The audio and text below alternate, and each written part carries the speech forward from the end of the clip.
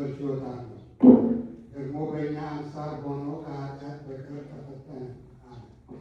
ወዳጅ ሆይ አስቀድሞ ከእርሱ ጋር የተነጋገረውን ምን እንደተባለ ተናገረ። ዛሬ ግን እንደምንመስለው አደረገ። እርሱ እንደተሰደደ በፊቱም ላይ እንደተተፋበት እንደሰደቡት ይሰቅሉትም ዘንድ እንዳሰሩት ገለጸ። ኃጢአት ሳይኖርበት በእኛ አምሳል መከራ ተቀበለ ያለው ግን ችሎታውን ያመለክታል። ኃጢአትን ሳይኖርበት ኃጢአታችንን እንደተሸከመ መከራውን ሐዘኑን እንደታገሰ ያመለክታል። ጸሎቱ በረከቱ ከእኛ ጋር ለዘላለሙ ይኑር አሜን። ቅዱስ ቄርሎስ የደረሰው ድርሳን ነው። ጳላዲዮስ እንዲህ አለ። ጳላዲዮስ እንዲህ አለ። ታመመ አልታመመም የሚሉት ነገር ተረት ይመስላል። የማይታመን ከሆነ አምላክ ነው፣ የሚታመን ከሆነ ግን እንዴት አምላክ ነው ትሉታላችሁ ይላሉ። የታመመው ከዳዊት ዘር ነው ይላሉ እንጂ ቄርሎስም እንዲህ ማለት በሥጋ ታመመ በመለኮቱ አልታመመም እንዲባል ማወቅና መረዳት የተሳነው ልቦና ያስገኘውና ያነቀው ክህደት እንደምን አይደለም። እግዚአብሔር አብ ስለ እኛ ለሕማም ለሞት አሳልፎ የሰጠውን እግዚአብሔር ቃል መናፍቃን በኅድረት የከበረ ከእኛ እንደ አንዱ ነው ብለው እንዲያምኑ እርሱም ከአብ ባሕሪ የተወለደ ከፍጥረት ሁሉ በላይ የሆነ እርሱ ለዓለም ሁሉ መድኃኒት ነውና ቤዛ ሆኖ ይገለጽ ዘንድ ለሰው ሁሉ ሕይወት ሊሆን ከመለኮቱ ባሕሪ ወዲያ የራቀ ሕማምን ወዶ ተቀበለ።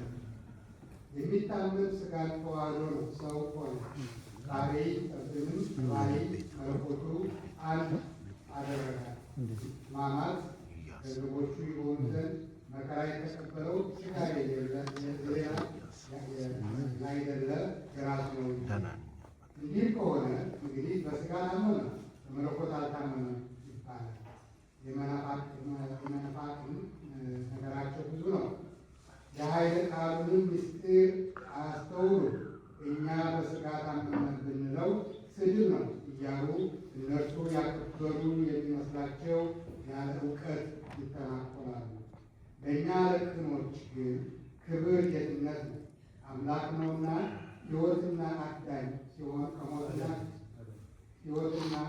አዳኝ ሲሆን ከሞትና ከጥፋት ስልጣኑ እንደሚሻልና እንዲበልጥ ትንሣኤው ምስክር ሆነው ሥጋውን አንስቷል።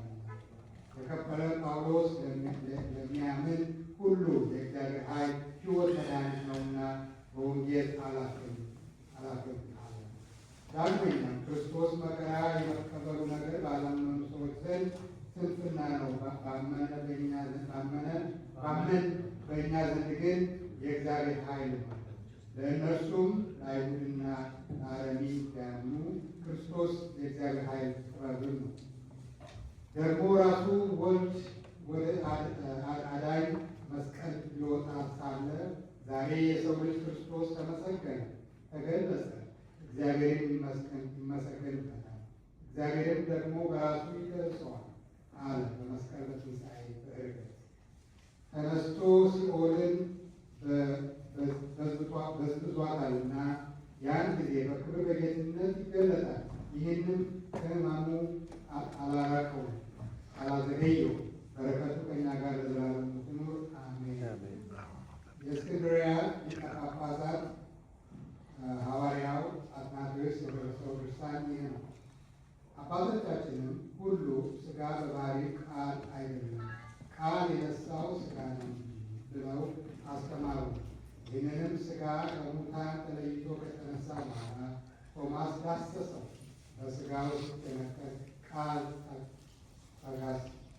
ታግሶ የተቀበለውን የችንካሩን እጥራትም በእርሱ አየ። ሥጋውን በችንካር እንዳይቸነከር ማድረግ በተቻለ ነበር። በባሕሪው ሥጋ ያልነበረ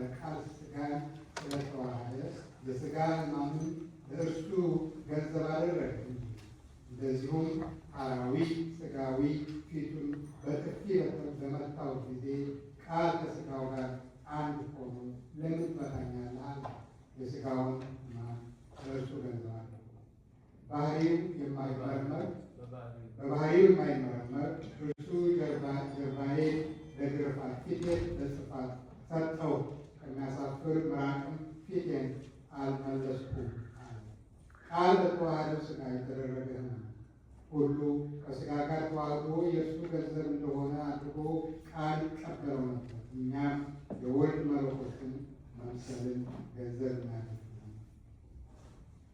የስሩግ ኤጲስቆጶስ ቅዱስ ያዕቆብ ስለ ማህያዊት ሕማሙ በደረሰው ድርሳን ዳግመኛ እንዲህ አለ።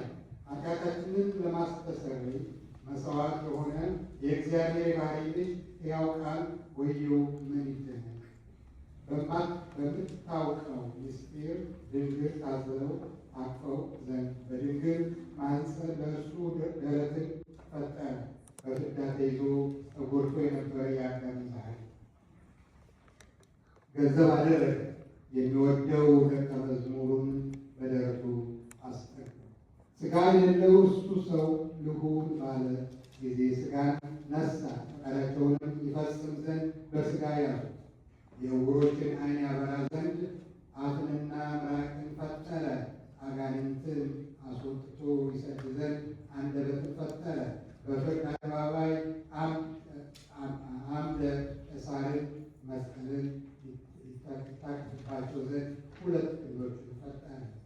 ዳግመኛ ከጲላጦስ ግርፋትን ይቀበልበት ዘንድ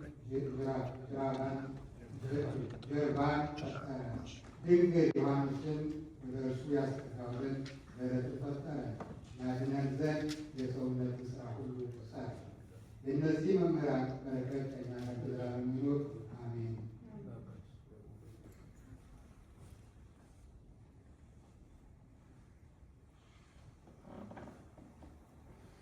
አንድ አባት በዕድሜው